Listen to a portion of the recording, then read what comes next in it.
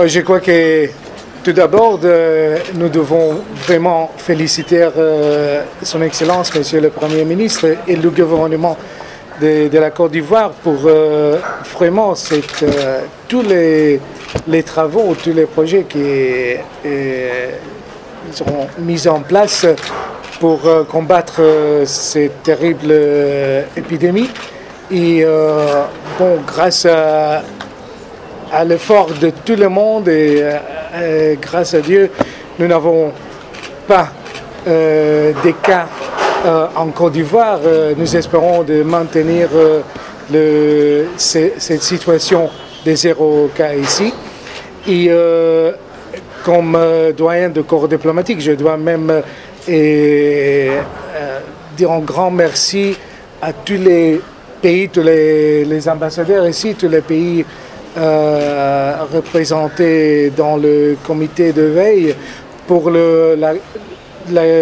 toute l'aide, la grande collaboration que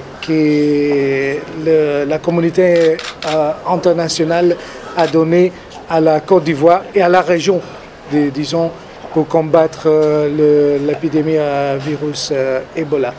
Nous souhaitons que vraiment en 2015 nous pouvons avoir des bons résultats de gouvernement et choses effectives, des médicaments nécessaires pour combattre le virus. Et merci beaucoup, Excellence, et bonne chance. Nous sommes toujours avec vous, toujours en collaboration avec le Côte d'Ivoire. Merci beaucoup, M. Nonce. Monsieur le Premier ministre, vous voulez bien dire un mot aussi? Moi, j'ai rien à dire, ce sont eux qui parlent. Non, peut-être Madame la représentante spéciale peut dire quelque chose.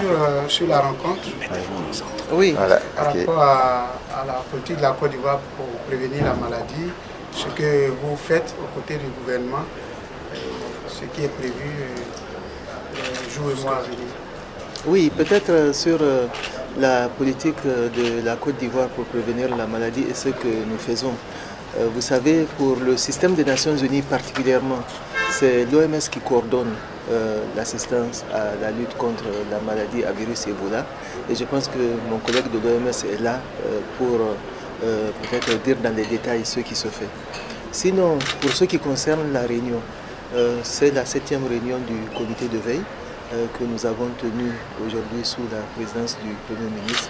Et une présentation nous a été faite sur la situation aussi bien à l'intérieur de la Côte d'Ivoire que dans la sous-région.